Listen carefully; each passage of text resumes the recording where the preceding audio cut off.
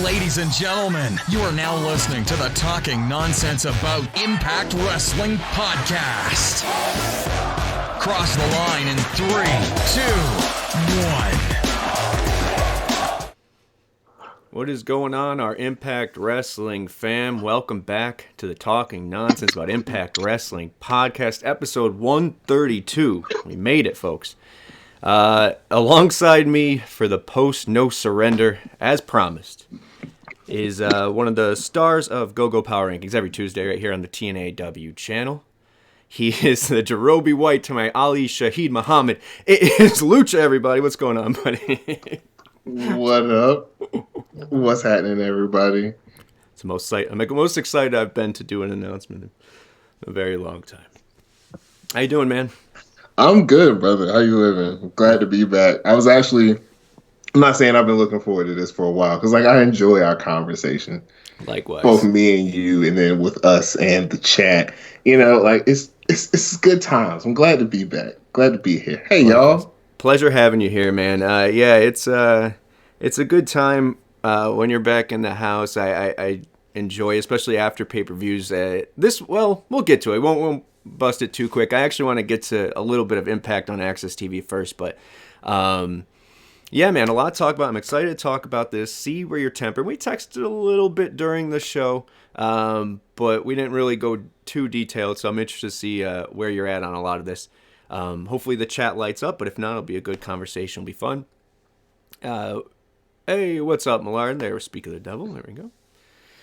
The whole crew's back together. Hopefully this is a good time. I want to thank you guys, though. Show up or not, most of you are, and I appreciate that. Going back and watching all the shows on the channel. Thank you for that. 3,990 on Twitter. Io was slaying it on No Surrender night. So shout out to Io for that. I'm sure he'll pop up in a second. But almost to 4K, so that's pretty cool. And we were at 360 for YouTube, but you know the deal. One fan at a time, one friend at a time. That's for us. That's for Impact Wrestling.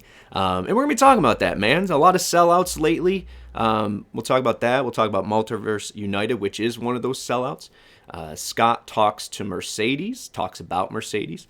And then Rebellion main event is in order. We'll obviously get to that in detail when we review No Surrender, but I think we're on the same page. The thing we've been pushing into the universe for about, 8 months now, Lucha? Yeah, it's about 8 months. Feels like it's coming, right? Ever since Bound for Glory, when first the smallest of tea leaves were being dropped around Bound for Glory time, and we've just been picking those mugs up this whole time. And we're still on the path. Winter is coming. I feel it. Winter kind of came and went down here. Like, we haven't gotten snow. We didn't get snow. Dude, it was like 85 the other day. It's snowing. It's ass off right now here. Yeah, but yeah, I know, it's crazy, man. Every other day it's something different. Upstate New York. But let's get to power rankings, man. Let's get into that. We won't dig too deep. I do want to, obviously, we already mentioned the show and plug that. But if you want to join the power rankings, super simple. You join the chat. You can at Burt Macklin 11 or at TNAIWChannel. Shoot us a DM, comment, whatever the hell you want to do. We'll get you in there. You got to look out for the Burt signal. What's that? So you gotta look out for the Burt signal. As a part of the budget, we were able to get like a Batman symbol type situation where it's just like a picture of Burt's face, and if you shine that, and then Burt just pops up out of nowhere and adds you to the group chat. Appears. I believe in Burt Macklin. Without further, let's just go to power rankings.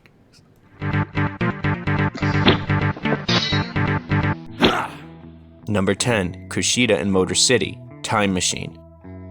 Number 9, Frankie Kazarian. Number 8, Digital Media Champion, Joe Hendry. Number 7, Rich Swann. Number 6, Tag Team Champions, the Death Dolls. Number 5, Austin, Bay, Kenta, Bullet Club. Number 4, number 1 contender, Steve Macklin. Number 3, X Division Champion, Trey Miguel. Number 2, World Champion, Mickie James. And number 1, World Champion, Josh Alexander. All right, so we don't want to burst the bubble that is your Tuesday show, so we won't go too much into it. But where are you? You can tell this was a fresh off a pay-per-view / supercard. Like, this is so chalk, it's not even funny. But like, I mean, this is all I'm gonna say. I like that Bullet Club was ahead of the Machine Guns. That's all I got. Yeah, well, it was hard for me, man. That was the one. By the time I get it, so behind the curtain, it's all added up, sent to me, and I did the voiceover. Obviously, that wasn't Datala, and or with the cold. Maybe it's Datala with the cold. But when I was doing them, I have very little sway at the end. Of course, it's my 1 through 10 doesn't only do so much. But I was thinking, it's like, man, even if I had the power to do it, Bullet Club had the big victory at No Surrender. But Kushida beat Bay, a week ago? So, or in the same rankings? So the same episode? So it was like, but at the end of the day, man, the hype that was Kenta to being there really surpassed anything the Time Machine could have done. So, yeah, I'm for that, man. Trey deserves it as well. I was saying that for that Monsters Ball. And then anytime his music hits, I was stoked to hear him come out I didn't know what was going to happen, but when he came out. Yo, I thought I was tripping at first, like when Trey came out, but like how the stuff kept like throwing in some crazy Steve. Yeah. Good touch. Good shit. Good, man. All right, well, we'll get to that. I do want to hit on Impact on Access TV because there were some things that we should probably mention, good and bad. Well, I don't know about you felt indifferent to it. I know Io said it was one of his favorites in a long time, so we'll talk about that. I do want to mention Millard saying here because he's on the same path with us. Having Scott off TV sets up perfect for our perspective of Team Canada coming back. We just have to find a replacement for Aiden Prince. I feel you. We'll talk about it. Don't we have it? Got injured. Sheldon Jean? Yeah, but I think... Well, I don't want to get too far ahead because we'll talk about it when we talk the main event of Rebellion. But I think there is a group. You remember the original Team Canada had a lot of young guys and only... What do they have? Just the veteran? Might have been Scott, right? Yep. All of them were young guns, yeah. But there's something what Eric Young said, and Eric Young hasn't popped up anywhere yet. There's something he said at the end when he was murdered that really keeps ringing in my head. So we'll talk about that as well. I was saying it, best episode this year so far. So I want to ask you, Lucha, what? Obviously, we had a lot of wrestling this weekend, but still thinking back on Thursday, what are the things that pop in your head first, remembering that episode? Man, going back to Thursday. Because a lot has happened. I mean, shit, so much. I mean, I'm just gonna, put over the Monsters Ball. Just for that gimmick being back. Okay, here's what I got. Thank you. See, we started the car. Now the car is warmed up. How does being in the dark for 24 hours hurt Crazy Steve? Yeah, when he first came out and he was wiping his eyes, I said, I don't know, man. But that was the one plot hole. It was. Yeah, I don't know. I don't know if what the level of his sight is. He's legally blind, so maybe the sun's still. Maybe we're being ignorant. I don't know. Maybe, but I'm just saying, just from what I know. Right. Fair point. The one, Monsters Ball was hard to ignore. 76 Philly, welcome back, saying another show bookended by bangers. Yes, that tag team match at the beginning, phenomenal, epic match there, and then obviously the banger at the end of Monsters Ball. I had a couple that I wanted to mention to you specifically. Gujar's looking like he needs help.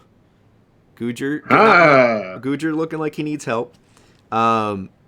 What was with the masks? Why was everyone wearing like those Dollar Tree fucking masks? I thought it was just them trying to be cute. Hey, this is a ball.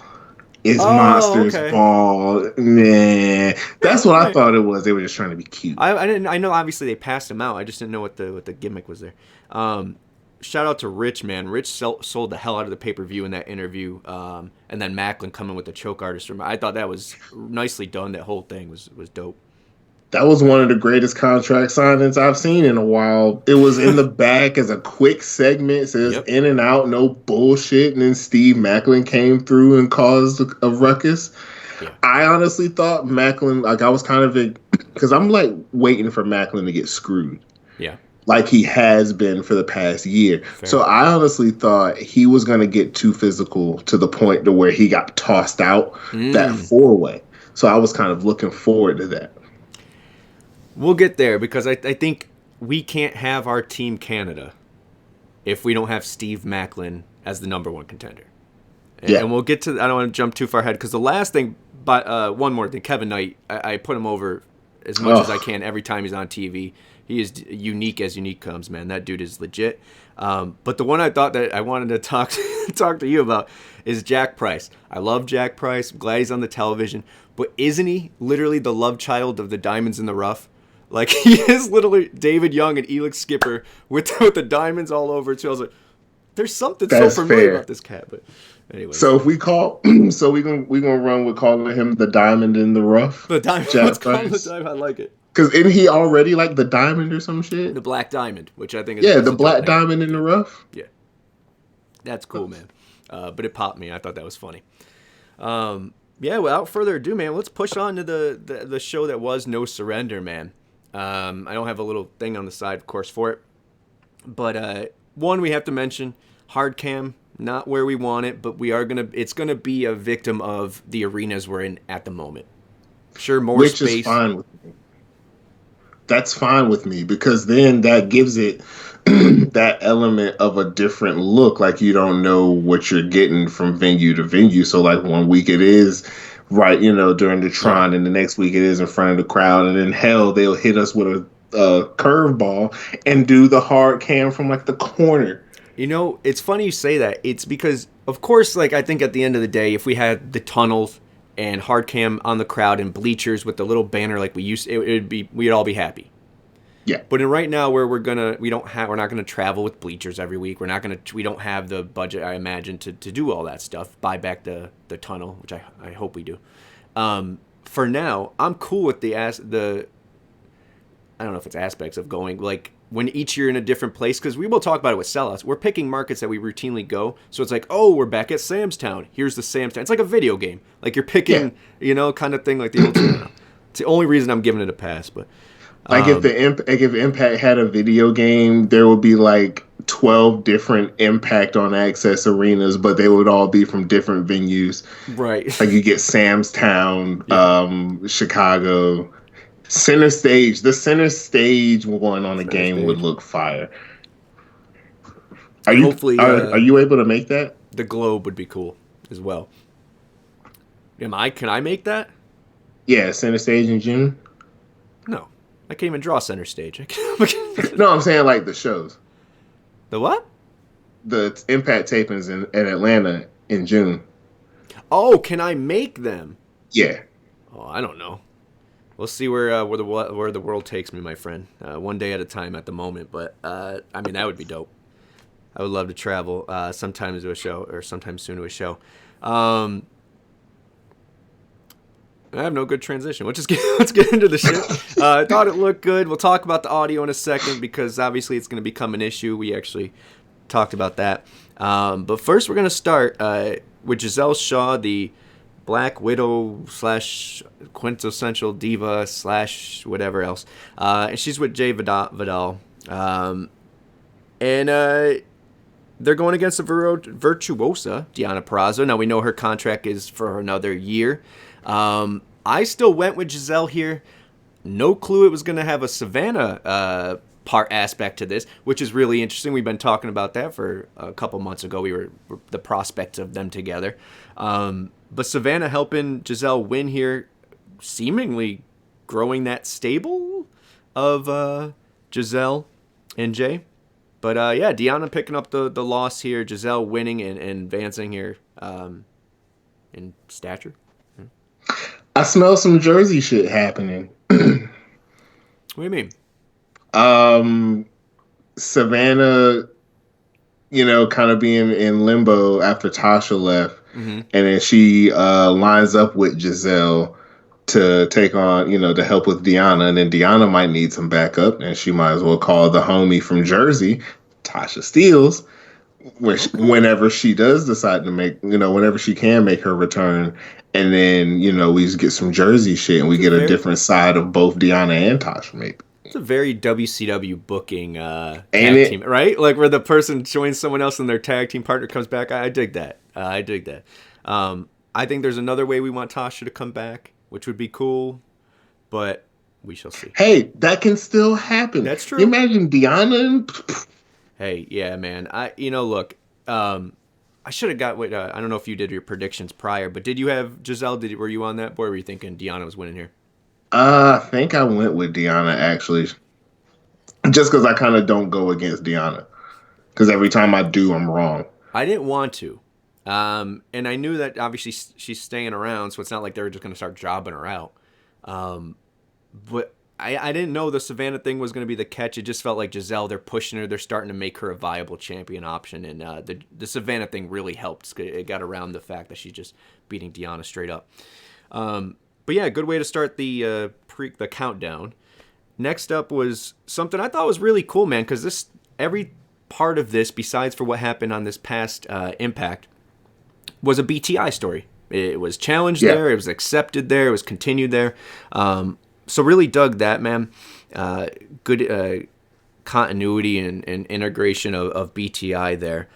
But Jonathan Gresham was going to pick up. I thought Bayley was going to win here against my better judgment, because I was playing with the idea that Bayley just took that loss against Kenny King. Or no, he won against Kenny King. What are we talking about? Kenny. Yeah, he beat Kenny. Yeah. Oh, so yeah, I have no clue what I'm talking about. I just thought he needed some kind of streak because Josh was going to win if our thing's going to be inevitably happen. But no, Jonathan picks up the win here, which is much needed. Once again, we're waiting for his storylines to start coming in because he kind of came in at a time where we were in between stories and stuff. So hopefully this taping sets him off to whatever he's doing next. But I thought this was going to be my match of the night, and it was on the Countdown show. I loved this shit right here. Yeah, this was good. I went with John, though, because I just need some pissed off Canadians, I did too, man.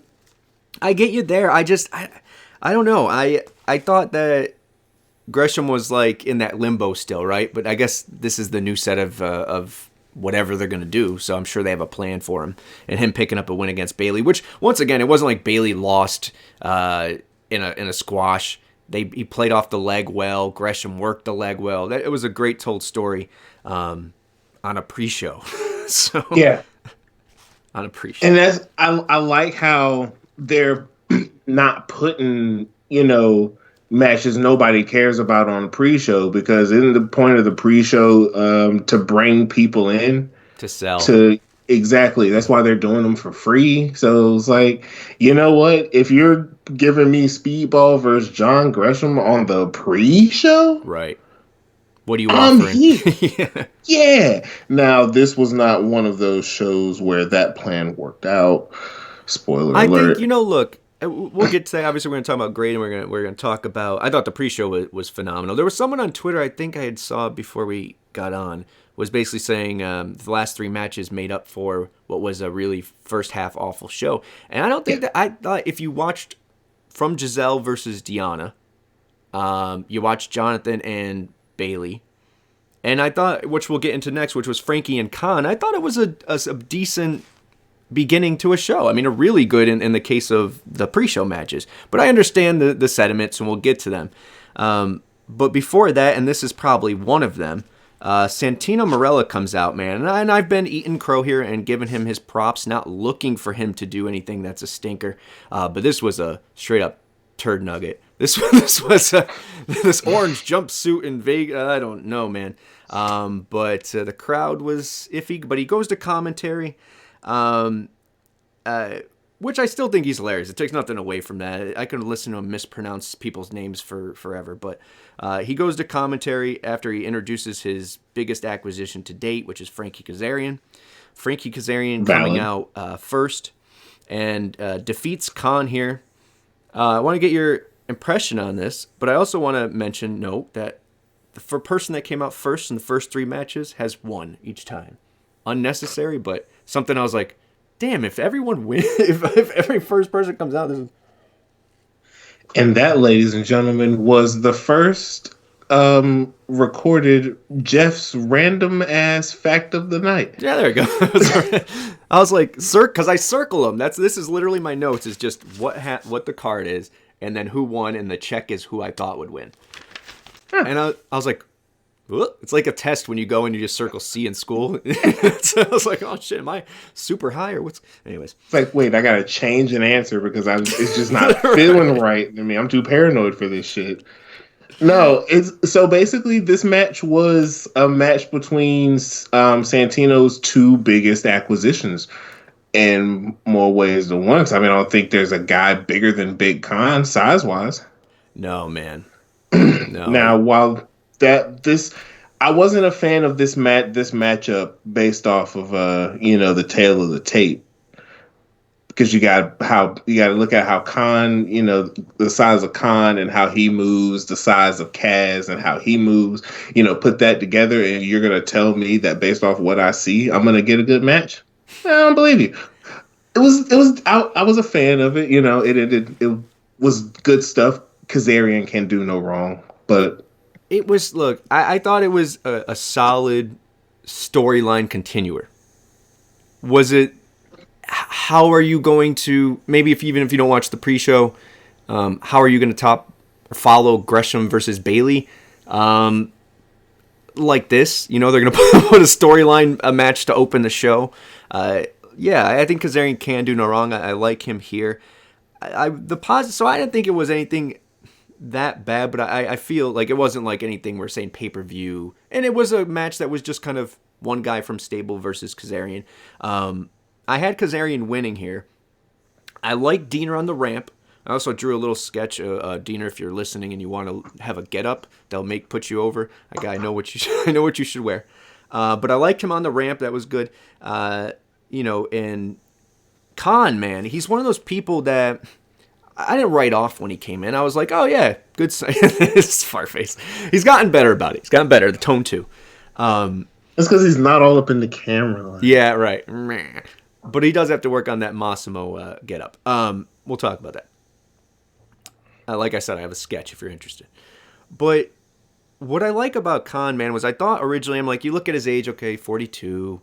He's a bigger guy. He's going to fill a spot in a group. Cool. Wonderful. But he's been someone who I gravitate towards every time he's on TV. If it's this little thing he gets to say, if it's presence in the background or out on the ringside, he's just a pro's pro. Like, he just fits what he's supposed to do. He fits that role and has been shining in it. I like it, man. I get your point 100. But I think it's a good pickup. And yes, I think it could be his second biggest signing. I mean, I don't have any personal interest in a solo Big Con. That's not saying I don't have any interest in Big Con. Right. So, like, I would much rather see him in a tag capacity. That's where I feel like I get the most out of my Big Con. Yeah. Well, that sounded crazy. He fits that role perfectly. But he's been exceeding it to the point where I'm cool with what he's doing. He looks the part. Once again, a good-looking video game character. I want to mention what everyone's saying in there. Frankie and Khan should have been on the pre-show instead. Okay. I'm seeing the Fallen Angel come if Kaz stays in this feud for a while. RK Shuttlesworth, shout out. What's going on? Of course, with Khan, the best kind of match would be him against another big guy, right? Yeah, is what it is. Yo, Khan versus Joe? If Joe ever can make his way back, Joe Doring? Oh, yeah. That'll be an interesting battle of the big boys. Yeah, those hosses. I dig those matches. It's just there's a lot of aspects here that we're playing, and it was a good paced match, but it wasn't gonna, nothing to write home about. And the storyline continues. So Frankie picking up the win, and then them basically, well, they kind of shunned Sammy on Thursday. And then here, obviously not winning. So that storyline continues. We'll see where it goes. I do want to mention, during the audio issues, we're going to get them again during the Hex thing really bad. During their match, the Knockouts tag. But I will, the silver lining here, trying to look at those these days even more. When they were trying to fix the audio, Matt and Tom were going back and forth throwing out like one-liners. I don't know if anyone picked this up. But when you're hearing it and how crisp it was coming, I was like, damn, man, if we do a video game for real, like these guys' voice track on it are just, like I'm hearing it right now. Like they're throwing them at me right now. I was like, oh, come on. Next step, I hope. But so you got a sneak peek of the video game. In my head. Right.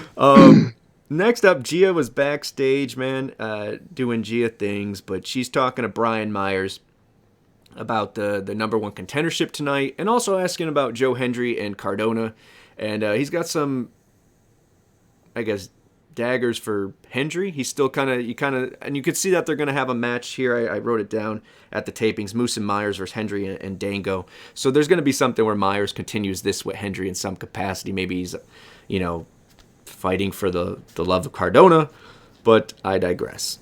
We move on. Next is we get taglines. Which is we love. Shout out to production there, man. The little big things that they do. But we get taglines for the Death Dolls and Hex. If you guys are keeping track, this is the first victory for the team that came out second. But the Hex looking good, man. I hope they stick around. It doesn't look like they're signed, and we don't think this is through the NWA. But a good showing from them. Death Dolls once again picking up the win with no storyline or no James Mitchell tease that was supposed to come where he's coming for Havoc. I thought Havoc might turn there or something, like turn a switch at some point. But we get a clean win here. Maybe the Hex needs another person. I think Taylor Wilde fits that vibe if they're going there. But your thoughts on this match, the tag division, where it's headed, and hopefully the Hex stick around and you're for it? No, I mean, I guess I'm for it just for the sake of this division does need depth. So anything to get depth in the Knockouts tag division, I'm here for. To go back to the taglines, though, I don't know if it popped you, but it popped me. The last tagline was saying that the Death Dolls are the longest reigning female-only Knockouts tag champion. And I'm like, it's crazy. You have to point that out. Oh, man, I didn't catch that. I was too shook on the second one, which was, and Millard saying he was shocked the Hex didn't win the titles. I'm actually glad in a way, because one, they're not signed, and I made that statement a couple weeks ago about, hey, if you're not signed, there's those days are gone where we have to put the person that's not signed over to try to lure them to stay. So I'm glad for that reason. I did have Death Dolls winning for that reason, that they weren't signed. But yeah, I didn't catch that because the second one was more intriguing because there was no build for that. And when hopefully Hex signs, because the depth would be there, and if they eventually win, they would be the first NWA tag team champions as well as Impact tag team champions for the Knockouts and the women. So I thought that was really cool. They slipped that in there, and it's like, oh shit, but they were only here for a week or two. So I thought this was, good on all those ends, because we're not just, handing over the tag titles, but it also shows the possibility of more tag teams coming in here. So we'll see. Millard saying Su Yung and Hex. Congrats to them. They beat Beautiful People's reign. Oh, yeah, nice. Beautiful People. Those days. I love them. All right. You got anything on that, or you want to move on to the Dot Combat match? I'm ready for the Dot Combat match. All right, man. So I like the gimmick. We talked about that. Love it. I'm a fan of bringing unique items into the ring, potentially going viral with these things. Had that car worked, even though they're using that as an angle that someone messed with it, which they'd probably be Myers, but make him look like a fool. I thought that was cool and unique and fun. Dancing Moose was really getting it. He wasn't. He was trying to prove a point. The thing, so Hendry coming out first here, by the way, they give him his mic, and as soon as he talks on the mic, I say, Ruh-roh. Ruh-roh. This crowd is pro Moose. And you should have known when the crowd wasn't swaying, which I implore you people, if you're out there and you go to one of these shows, even if you're not for Hendry, come on, at least be part of the thing. But they were for Moose.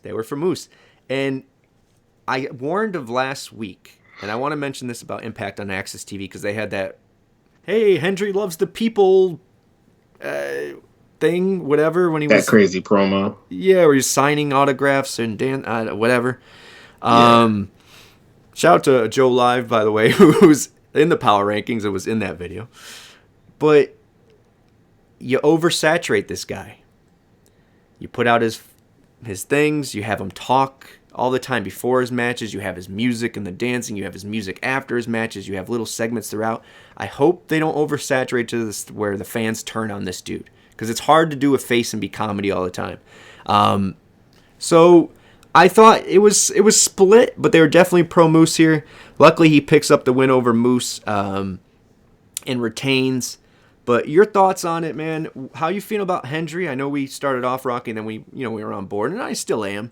But the oversaturation is getting to me. Where you at? I haven't even had thoughts of that with Joe Hendry. To be honest, I've been, because I'm still on the roller coaster with Joe Hendry. I'm believing more and more. Okay. Basically each week. I didn't even notice that the crowd pretty much poo-pooed him. I wasn't even paying attention when it came to that. He was working for it. He should have just went full heel, just to make me happy and give me that heel Hendry back that I just love so much. Same. But nonetheless, I enjoyed the match. The Sega Dreamcast popped me. I had to check to make sure that mine was still in my closet. Yeah. That there. Yeah. And then the toy car situation, both times. I was in a group chat talking with the homies about it, and they're like, he pulled out the first one. He's like, yeah, that one's not gonna hurt, And I'm like, yeah, you're right. Then he pulled out that big boy, and as soon as he pulled out the big boy, I'm like, but this one here is gonna do damage. I've seen it take blood in real life. Yeah. My cousin's leg got fucked up off of those. And it getting Sabu tossed to the dick. Man. Can't feel great. No. It was, I love this match. Good. I'm glad you liked it. I mean, I did too. There wasn't any part where I was like, oh, when will this be over? I thought it was the perfect temperature changer going into what the segment was going to be next, which was the busted open thing. So you needed something that maybe wasn't so serious, so it could, and look, I think Hendry is still is a star for them. Will continue to grow and make believers out of everyone. It's just and he's the look, his size, he's toning up too. He could be a major player for this company for a very long time. It's just you gotta walk that. It's a hard thing to do, to pop with your humor somebody every time you walk out there. That's basically being a stand-up and that's one of the hardest jobs in the world. So it's just one thing to keep an eye on. But I thought fun shit here. But yeah, moving on. Next up was Gia. Before we get into Bust Opens, Gia talking to Mickie James. And what's really interesting is they keep bringing up the tap out. They keep, and what we'll soon get to too, they add another thing to that. I feel talking about heel turns. Maybe we'll save it for Mickey's actual match, but we get a nice thing here where she's confident about herself, and I think that's going to play into something later down the road. But next up is Busted Open live thing. And LaGreca's going to open up, and he's excited to talk about this. And there's coffee there because they need coffee.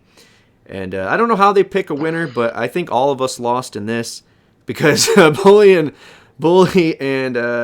Tommy are just going to, best friends, same old rhetoric. We get it, man. Look, once again, I'm okay with paying to play when it comes to Busted Open. The rub there is good for us, no matter what way we cut it. But segments like this, when they're integrated with younger cats or getting other people over through the things, or with Mickie kind of doing that thing, and I like it. But this was a little hard to swallow for me, man. And I even told you there, like, it felt like Bully was apologizing to Devon through the TV, even though Tommy's like his guy, like his best friend. But like, I still think they're planting the seeds for Devon. I couldn't live without my best friend knowing that I love, we've been in the business. It just felt like he was talking to someone else as well. And we all know Devon's a free agent. But yeah, man, your thoughts on this? I didn't like the Kevin and Scott thing either, man. It's like they try to be serious, but I don't know. I mean, I guess, to sell the apology to Devon, you gotta bring in the Kevin Scott thing. And plus, that's also a nod to TNA history. They were here. So now my question would be, though, if they do bring Devon in this whole malarkey, what are you gonna do? Team 3D versus Tommy Dreamer and Dave LaGreca? Aces and eights. Bring it back. The only reason why I say Dave LaGreca as a part of a match is because he's actually worked matches before. He's had a couple matches. Oh, really? With Thunder Rosa on the Indies. Okay, that makes sense because of the whole thing they had or something. Yeah, so he's got experience. It would be kind of like WCW bringing in Jay Leno, except this isn't Jay Leno, nor is this WCW. So it's not going to be the same thing, but it's like in the same vein. Yeah, I get what you're saying. Know what I'm saying? Yeah, I mean, look, and I'm not down for that. Okay, good. I want to make we're on the same page. I was gonna say you got to pay to play, but I'm not really down for that either. I see Critical Sting saying he had clothes in the dryer, so he missed this segment. RK Shuttles, you smart man. I do like how Bully sucks you in regarding whether he is being sincere or not. Yeah, man. I really, anything Bully touches so far, I love, and this is why I gave this a benefit of doubt, even though I wasn't interested. And I like him going outside the ring. By the way. Who's it? Tom is, scared of him. Penzer's scared of him. Matt just ignores him. I thought that was the coolest little touch. Like, he's just staring away like, yep, no, I'm not paying attention. So for that, look, it's over. I think that's the best part about this. We can move on. And we get a busted What the hell is a busted open match? We get a busted open match at the tapings. I'm sure it's just a first blood of some kind. Which that part is going to be a little mid to me because I was thinking about this, but I had the thought maybe if it's like a match where you can't go for a pinfall until the other person's busted open. We had that. What was that called? Is that the Doomsday Chamber of Blood? It was something recent. We had that. You couldn't pin them until they were bleeding. It was. Yeah, I don't remember. I felt like was we that had the that Eric Young Sammy? Someone else was Callahan Double Jeopardy. Critical Sting for the win again. Always give this man Callahan an Double award. Jeopardy. Oh, okay. So I wrote you a text. So I'm going to go back a couple segments because I have to mention this because it was the funniest shit, and I could finally translate my handwriting. So during the Dot Combat match, I texted you. I said, "Yo, with a lot of ha-ha-has," and it was right before Moose danced, but it wasn't Moose's dancing that popped me. It was Tom on commentary. Said, where do you get that from? Jeremy Borash's bachelor pad. Yo, I almost pissed my damn pants. I was weak. I did hear that. No sold it. I was like, oh, did I just hear that? I had to rewind it and make sure. Yeah, that shit got me. I love Tom just throwing in random TNA bits. Jeremy Borash's bachelor pad. God, Tom is going to be a GOAT in Impact history. For sure, man. Yeah, they're I don't take this lightly. Obviously, I have my love for different people within and the work they've done, including Josh, man. But Matt and Tom is that next in lineage for GOATs as far as the people that will, especially if they stick together. Tom is gonna be there, but Matt, if he's his color, they'll keep it going. Tom can be like Josh Matthews' understudy almost. Yeah. Like his protege. I think Josh, man, we could talk about this all day because Josh he was running uphill the whole time he was trying to get that done, man. Yeah. You know what I mean? The internet was just starting to get on his case too. Poor Josh. I was also getting on his case. Yeah, I think a lot of us were. But nothing but love for Josh Matthews and the work he does for Impact. Hey, Loyal Highling, what's up? Let's keep this going. Let's rinse that out, man, with a promo from Rich. Rich's been hitting it out of the park since they kind of turned up the juice since he won number one contendership. From the thing with Kenny King and kind of just just sucker punching him, to then beating him and then hitting Josh and then saying he don't give a shit about it. Then the video package, it's been good stuff. This is what Rich needs if we're going to take him seriously on a regular basis, because it's always the same shtick. Oh, he's possible of winning, but he's the underdog. And we don't need a underdog face for Rich. I like that they give him a little character here. But he's talking, and then Macklin comes in to wish him luck because Macklin is going to go for the number one contendership just a second. He doesn't care who wins, allegedly. But we know who wins. So let's get right into that. Number one contendership match. Who comes out first? Macklin comes out first. I'm going to keep that going all Man. Versus Myers, versus Heath, versus PCO. Macklin eventually going to pin Heath after Eddie comes out and buries PCO literally. Before you get into that, I want to shout out to the presentation of PCO, man. Not only the color scheme is a very old Undertaker, purple and black, which I dig, but it's very Wolves. Remember when the Wolves, that second run where they gave them the paint or the claws, everything? There's like a little element of production. Love that with the things for PCO. I don't know if they're tattoos or not, but the stitching all over his body. It's got a cool look. Another evolution for PCO. But what'd you think of this match? Right outcome for you? Was this what you were hoping for? This match was the definition of it doesn't matter if you know where you're going, but it's about how we get there. Because, I'm sure, Vegas odds had to be very strong in Steve Macklin's favor. Like everybody and their mama basically knew Steve Macklin was getting this dub. But for the match itself, it was kind of cool. I do like how PCO got his comeuppance from Eddie, because all Eddie's been trying to do is just live his life and ignore the past, but the past keeps coming and bothering him. And he was like, you know what? Fuck it. Getting my face back. And I like how Eddie did that to get PCO taken out. And then Brian Myers, that man is all right. That man is all right. He's right. He's all right. Heath's all right. So, it's not like Steve Macklin beat some tomato cans, but we just knew that Steve was getting this dub. Yeah, it was a good little showcase for everybody else. Yeah, it was perfectly told, man. Sometimes you second guess yourself. I was doing that last week at the end of the show, doing the predictions, and the chat was wondering if this happens. I'm like, oh shit, I never really thought about this. There's so many ways you could think that I get why people could have, got this wrong or whatever.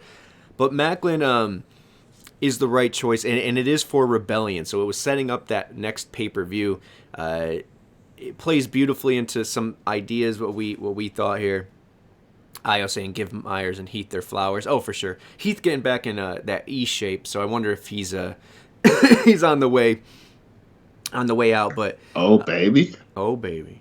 But yeah, I love this, man. Sometimes, once again, I always say it, but I'm gonna keep repeating it. Sometimes the best thing is just the obvious thing, and even though I almost butchered it, it's something I always like to say.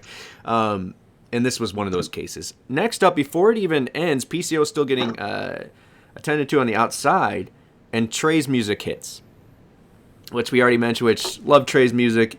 No lies detected there. Generational champ for sure, man. This is one of those reigns where he is just finding himself and figuring out. Everything's coming together, man. So I'm happy for Trey. He's out there name dropping, and then PCO attacks, and then we are going to get, because of this, we're getting PCO versus Trey at the taping. So I don't know when that happens, but I do know they just released that. So out of this, we get for the X Division Championship, PCO versus Trey, I think.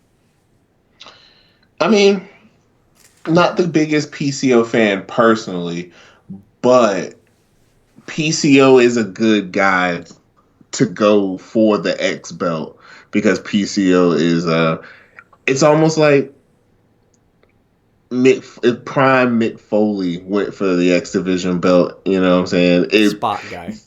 Yeah. He can make up for it.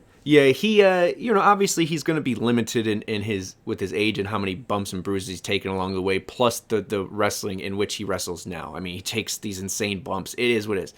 But because of the character and them buying into it and how they're presenting it, you can get away with a lot of things, and he plays it very well. They put him in the best situations as well. I mean, he's working against Eddie Edwards and people, he's not him versus Khan every week. And that's not a diss on Khan, but big guy versus big guy where there's only one way to end this.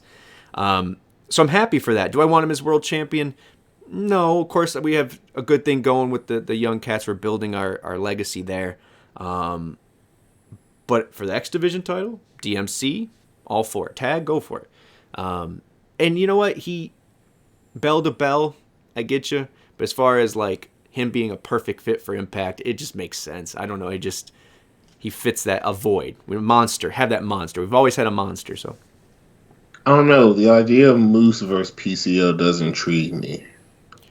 Moose is so agile, man, and athletic that I think he could wrestle the biggest or the smallest. It doesn't matter. Moose will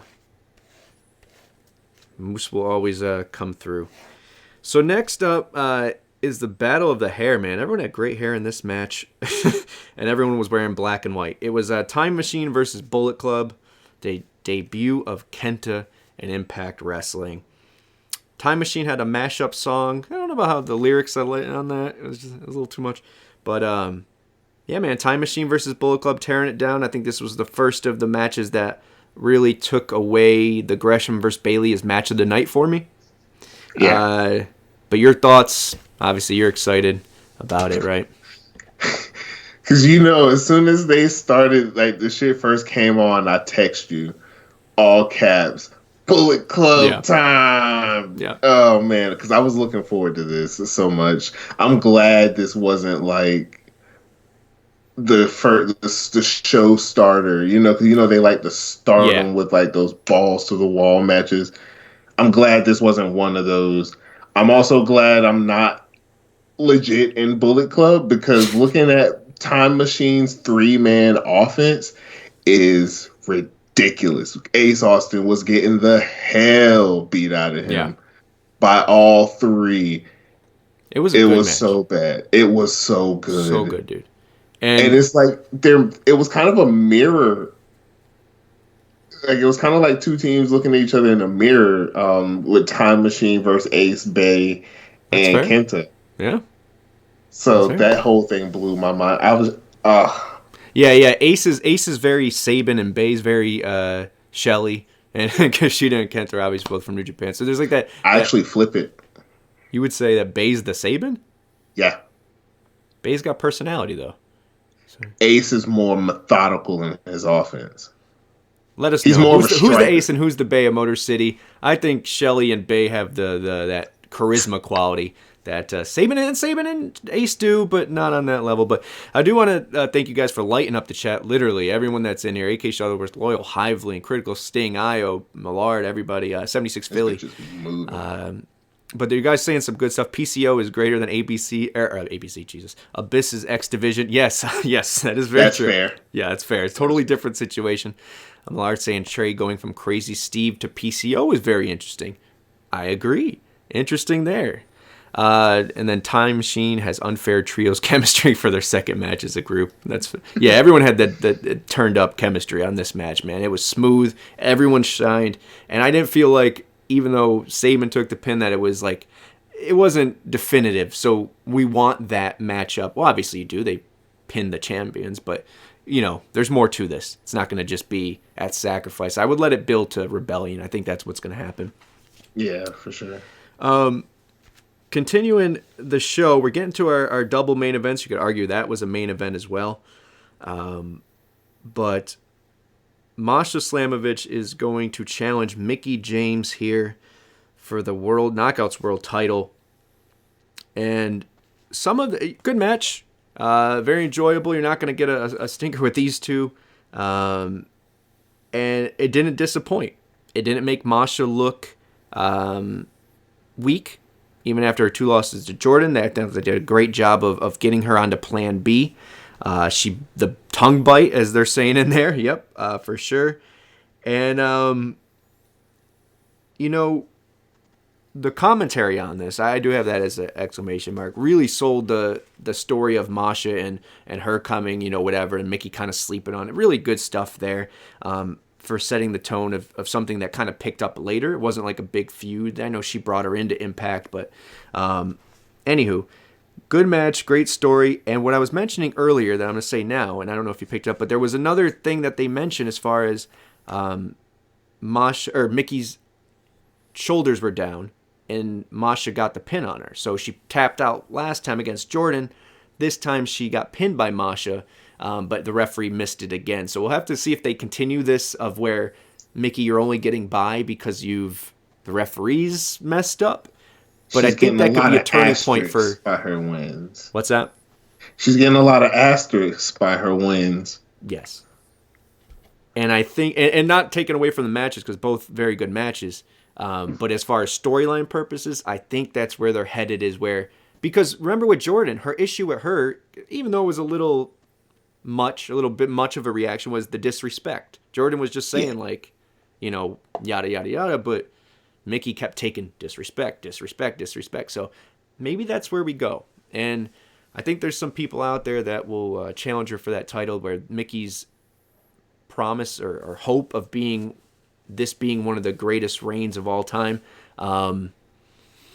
It's possible, man. We'll see who she faces next. Well, I know where I wanted her attire focus to be come Slammiversary, but that's way in June or July, whenever they decide they're going to celebrate TNA's anniversary this year. So, have we heard anything about Slammiversary? We have not to my knowledge, no. Let's go North Carolina. We don't have to go too far into it. We want to stay on pace, and obviously you have your show to film as well. But I gotta know, what is your hope for Slammiversary? Keep it just the person. Mickie Mercedes. You don't think that happens at Rebellion? Nah. No. Okay. I think the dates match up a little, and we'll talk about that. We're obviously going to save that for Hot Topics, but okay. If anything, that's where she shows up, is Rebellion. Oh, that's fair. What do you think about Gail's talk about her coming out of retirement for one match, possibly? She mentioned that earlier, when it was the last rodeo, that if Mickie asked her to, she would consider it being in the last rodeo. For, you know, obviously, last rodeo's over. Do we think? Hey, we're in Toronto Rebellion. Last time we were in Toronto for Rebellion, Gail fought Tessa. So it would be dope to see Gail, Mickie at Rebellion. Wouldn't that be some Mickie shit? Vanquish Gail, and then out comes Mercedes. Interesting stuff. But you know, hey, look, they keep talking greatest reign, and to me, if you're gonna make any stake to that claim, especially on the Knockouts World Title, you have to go through Gail Kim. I don't care if Gail Kim's 5 times retired. She is the epitome of what Knockouts champion is. Do you think they go the route kind of sort of similar with what they did with Josh last year, where they bring back like legends for her to fight? Ooh. Like you think we get a we get a Mickie Tara, maybe Mickie Angelina, you know, a couple like that to kind of like get us on the way to Gail if we go that route. I know she's going to keep it at least till Rebellion. That's got to happen, right? Yeah. Because on the last rodeo she beat most of the locker room,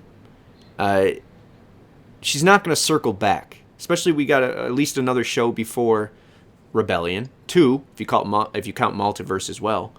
I just can't see her beating more of our locker room again.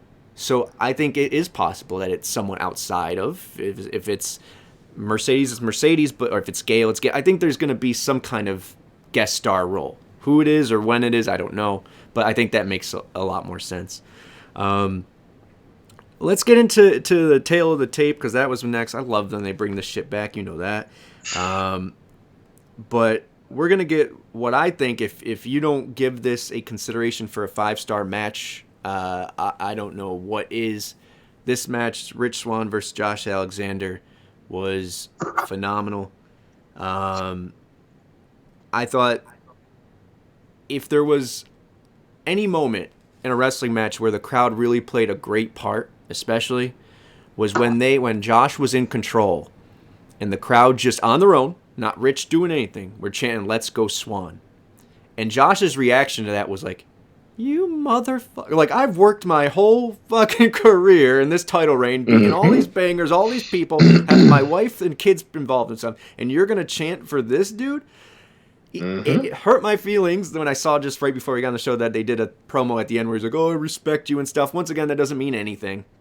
They could have just been doing it to reel us in. But damn, man, not only a banger, not only a storyline continuer, that moment alone was just like the chef's kiss. It was exactly what I think we need to get where we want to go.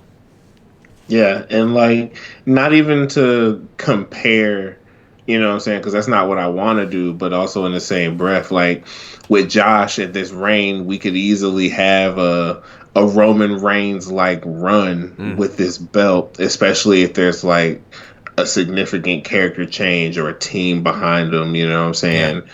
So that's why I'm so interested in seeing this happening, because like that, I feel like that'll be a good look for us to get our own Roman, and then that'll also help because when Josh won the belt, we were all saying, yeah, he should be in the same conversation as Roman, but then anybody with a brain is like, I mean, we love Josh, but Roman is just a different cat. So that could be the vehicle that gets him on that level. I think with the evolution, I'll say this, and I don't say this lightly. I don't know Josh. I have his. I'm sure his idea of himself or what Impact thinks has nothing to do with what I'm about to say. But so this is just being genuine, is my point.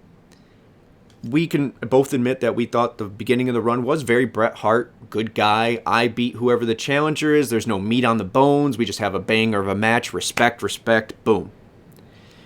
Then he started getting tested with Bayley and some people, and it brought out some real super bangers, right? And then the bully thing turned that shit right on its head. It was meat. It was drama. There was blood feud. Good stuff, Josh. Man. Then we started to get Angry Josh a little bit here, man. And he even said in the interview, and I brought this up a couple weeks ago, I think, he was just mentioning that his reign has been very Bret Hart-like. But the thing about Bret Hart's reign was, as a good champion, the crowd started to turn on him. And what he did next was Stone Cold Steve Austin, WrestleMania 13, right? The heel face turn. I think that's where we're getting Maclin, who turns from the ringmaster to Stone Cold, and we get Team Canada. I think Maclin loses at Rebellion. Let's talk about the main event. Screwed. Because here's the thing, and I never think about the calendar, and I think it was Io who had brought this up months ago, so shout out to Io. You have to look at the calendar when you plan this. Is Josh going to lose as the leader of Team Canada in Canada? Hell no. Do they want him to lose the belt at some Impact Plus special? Hell no. The only way Josh can continue this this reign is from going to face to heel, and no one will question if he holds the belt another 8 months. He won't, but he could. And then Steve Maclin becomes, it may be Slammiversary, but then Steve Maclin is that white knight, that the Stone Cold to the Authority, or the Sting to the NWO. I just think that's the way we're headed. And what a beautiful story if that's the case. Because they've been planting the seeds for us, Lucha, for quite a while, man. For a long time. So I think Team Canada forms at Rebellion. But I that has to be it. And if it's not, it's not. But, what a damn good story they've been telling. And I have an alternate ending if we don't go Team Canada that I told you about that would be kind of crazy and make sense. And he goes Bullet Club, which is possible, but I just think, man, and this goes back to forming Team Canada. Look, Eric Young, could he be signed by WWE right now and they're just waiting, just like Chelsea, they're waiting for him a place to put him? That's very possible. They signed a lot of people at the same time. I'm not saying that this is home for Eric and all that stuff, and sentiment means over money or whatever he could get from WWE. I don't know. But the thing he said before he got murdered was, I'm going back to the place it all began, right? Yes, it was that jail, but his career in Impact / TNA didn't start in that jail. It started as Showtime Eric Young in TNA. of Team Canada. So you get murdered, you come back from the Underrealm, and he's Showtime Eric Young. Wouldn't that be the greatest? This dude would prove, besides maybe Mick Foley, what a great character player if he could do all that shit. I mean, he already has done that shit. His portfolio speaks to that. But wouldn't that be some shit? Yo, let this motherfucker come back at Rebellion with full head of hair. I'm losing my mind. Scared of the fireworks? Wouldn't that be some shit? I mean, he would be heel, so I guess not. God. But still, it's just, oh man, that'll be the most beautiful touch known to man. Yeah. Anyways, all right. Well, let's give that's a little thing to think about, guys. Now that the main event for Rebellion is set, and either way, we're getting what we always wanted, which was Josh's foe for the years to come, and that looks to be Steve Macklin. Not to mention that we still have Moose and Sammy and all these other people rising. Eddie's still here, and all these other people rising along the way. So really exciting time. King. What's that? Kenny King. Kenny King is someone who, just like I can picture in 2024, hopefully, knock on wood, Kenny resigns. But Kazarian eventually winning and having that, I'm a TNAer, I finally won the belt, and then Kenny being the heel to that, saying, well, now's my time. And I just think there's something that could be done there, where they were both guys who hit the ceiling within that management at that time, or where they were in their career, that could now be main event players in this era. So, I'm stoked about the future. They're both X Division goats. Yeah, sprinkle. He'll be rejuvenated. Lake of reincarnation. Right? What did you guys think, though? I want to know what you guys thought of No Surrender. Let us know in the chat here in the comments. I know, looking at the poll last, it was majority was towards B for No Surrender. That's what I give it. I give it a B minus. I thought it was a good plus event, a super card. Is that what you like calling it? Super card. That's fair. I was saying B minus as well. You can't deny the bangers that were there, and you can't deny that it was still 3.5 hours of entertainment. Besides maybe some of it, but entertainment. You're entertained, right? I was pretty sports entertained. I actually gave it a C. Oh, really? Yeah, probably like a C plus. The stuff that was good was really good. The stuff that was meh was really meh, and the stuff that was bad was really bad. I don't think there was the level of there was so much bad. No, it wasn't a lot of bad, but what was bad was bad. Fair, at least to me. Yeah, fair. Well, let it know. I see B minuses or B. That's where I'm B minus, B minus. I could live with a B minus because that's where my head is. C plus is right there. So we're talking splitting hairs here. But I thought what was good really outweighed it. But yeah, there were some moments that I will never revisit. But once again, I think we are, and this isn't a way out for the commentary or the narrative we're putting on this show, but they have done so many other good things that when this is like, oh, for us, like, that's all I'm saying. I think there's enough entertainment here still where we're not like, oh, back to where we were whenever.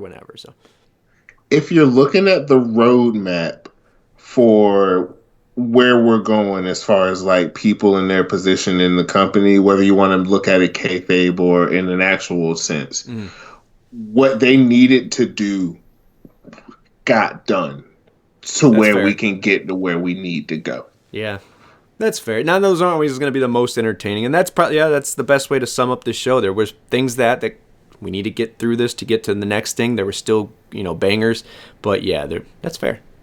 It's a fair assessment.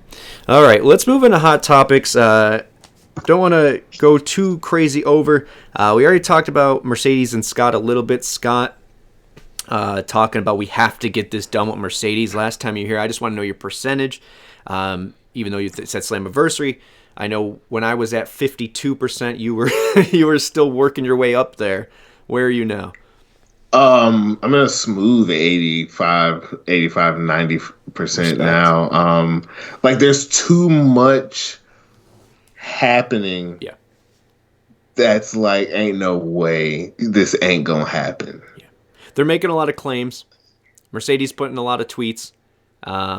too much talking about it. You see Scott New being Japan's there was dates. She only has crazy. 2 more dates with New Japan, even though I think she would, work it out with all of us. I just, man, I'm up there with you. I just, unless it's a contract thing or something happens, she doesn't want a long-term contract. Yeah, great for us, man, because we, the money it would cost to lock her down would probably be insane. But she's one of those gambles, investment-wise, that's worth taking, I think, for Impact right now. If you're going to throw the house at a name that's out there, Yeah. look at all the names that's out there, and there's only 2 names that you can throw the house at and get your money's worth, and that's Jay White and Mercedes, in my honest opinion. That of who's out there to be bought. I love Jay White. I do. Yeah. But I think it goes to the same thing as I was talking about CM Punk last week. It's when you throw the house at someone, are you going to get your return on investment? Is it going to pop the rate, whatever they deem buy rates, ratings, whatever they consider a victory?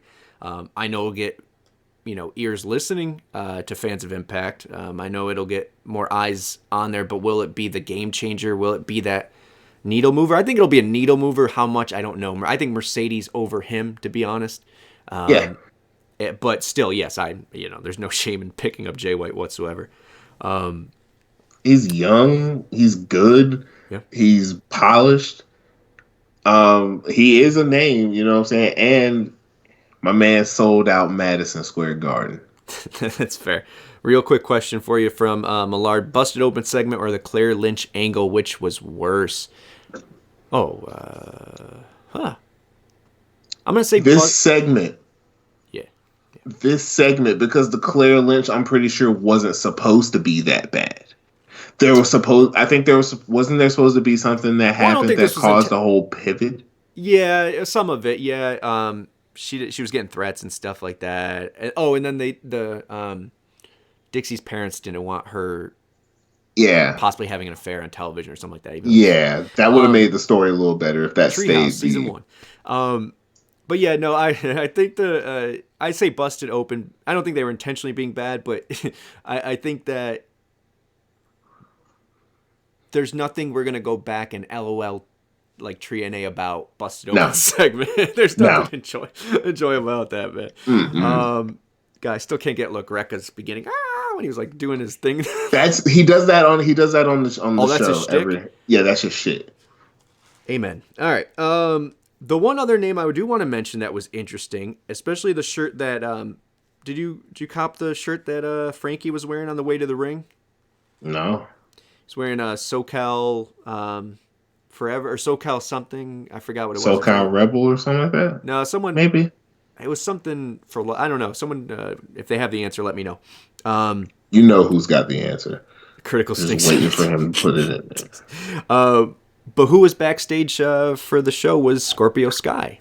I heard about that. Former Mason Andrews of TNA. So, yo, they better bring him back as Mason Andrews. Mason. They don't do that. Obviously, we got Allison Kay as that, but that would be something. That would be funny shit. He was going for the Green X Division title. Was he for that era? No, he was going for the beautiful one. Really? He was around for the Austin Aries era. Oh, I thought he was. I see Ultimate X when they were trying to win the contract. Him and Rubik's and Jigsaw, and they had the thing hanging, the belt hanging. I thought it was the Tigre Uno Zima Ion X with the Intercontinental belt. No, I don't think he was there for that. Thank God. He was there for the beautiful time, which also was right after Abyss. So. Oh, God. All right. Well, anyways, interesting to see Scorpio Sky back there. Once again, these are the people that we got to follow the breadcrumbs on because maybe it's not always going to be a big signing. Might never be a big signing unless it's for a couple matches or months. But I'm okay with that as long as the signings and the spending there's a return on that. If you're replacing, say, I hate to use this, whatever, but the money, say Heath does leave, the money you would be using on Heath to secure someone like a Scorpio Sky, I think that's a parallel investment. And that's nothing against either. And that's, whatever. But these are the people that can really be impact players without having to be some kind of, giant signing that we roll out the red carpet for and Dave LaGreca yells about. All right. The other thing is Multiverse of matches. I want to mention that really quick because right now, unless there are other ones I'm missing, we have Josh versus Kushida, Bailey versus Ospreay, and Moose versus Jeff Cobb. That is going to happen March 30th, right? A Thursday after? Yeah. March 30th. Sacrifice before that, March 24th, so we have one more there. I'm looking for Rich versus Josh, too. Maybe Josh turns or start being a dick at some point, and then at Sacrifice we get Rich versus Josh again or something. That'd be kind of cool. But so Multiverse is on the 30th.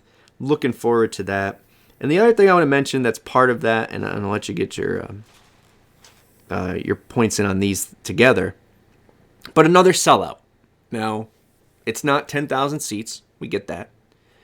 But we're consistently getting back to where before COVID, pre-COVID, where we started, there was no doubt if we were going to just sell out places, like even small size, didn't matter, whatever. We weren't going to go huge, but we were living within our means. And I think that's a testament. I know there's a lot of people over the time we've talked to them on the chat. We've read their comments.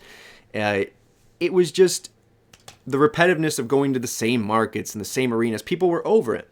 But I thought it always played. I was seeing the silver lining with it because it plays an important part. One fan at a time, one friend at a time. Look, you're not going to win someone over by buying $1 million billboard in Times Square.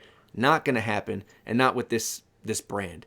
You had to build, not quickly. You had to build through a long process, earning people's trust again, going to the same markets and having their friends say, "Hey, we got to come to this next time. It was really good." Getting people in the door that way. And you can tell that's still what's happening, man. In that Vegas crowd, they didn't know everything about what was going on. You could tell that. But they were there and they were for it. And luckily they got those 3 matches at the end that really sold them. But it's a testament to them going to these same markets, building the same markets, and doing the right work the right way without just throwing money at something and hoping it fixes it. So kudos to them. And I'm excited to see what that next market is. What is that next? Well, obviously, we're going back to Canada, but when do we go? Yeah. North Carolina? Is that what you're trying to... North Carolina? Yeah. Hey, man, they'll go there if the money's right. And I think RK shows were saying that word of mouth is how Impact will grow. Millard's saying they should have a pay-per-view at the Cox Pavilion next time they go back to Vegas. Yeah, I think that would be the smartest next step. Stay in your markets, but grow the arena. Yeah, because that is going to take some money. I'm sure they're getting decent costs or price because they do set up so many dates at the same arenas throughout the year. But that's I think the next gamble, getting that set right and going to these slightly bigger arenas. Lucha, your thoughts on Multiverse, the sellouts, and just where we're headed as a company before we wrap this up? I mean, State of the Union is good on my end. We got our first not undisputed banger of a plus show in quite some time. So, we got some time to breathe. Where on the road to Rebellion, there's a lot of interesting possibilities. A lot of different possibilities, yeah. Yeah, from a lot of different things. So, I'm not worried. I'm not worried about anything. Yeah. Everything's, I'm not gonna pick out every little thing that just doesn't make sense. I'm here for the ride. Yeah. And this ride is gonna be fun. I'm with you, man. Even if we don't get what we want, I think despite, we got to, hey, look, we got to be honest, we got to be unbiased, and we got to be truthful. And that show was a B- or C+ in a lot of people's eyes. But it's not one of those things, and I remember those days, and I can remember doing shows about them even so within the past 3 years where it was just like, oh, God, 1 step forward, 2 steps. We're not getting that. Yeah, this was a plateau move, but we still got some shit to talk about. Obviously, we just did it for an hour and 15 minutes. Yeah, guys, I want to thank you. I want to keep supporting Impact. Of course, one fan at a time, one friend at a time. Keep supporting this show and this channel, TNAIW channel. Add, like, subscribe, whatever you guys do that. Put on the little bell, whatever you guys, technology. And then, of course, check out GoGoPowerRankings this Tuesday with Lucha.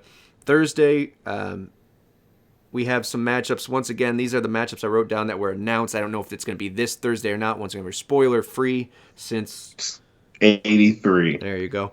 We have the Busted Open match, which seems to be a go between Tommy and Bully. We have Mike Bailey taking on Shane Haste. So that's pretty cool. Moose and Myers versus Hendry and Dango. Josh versus Kenta for the title.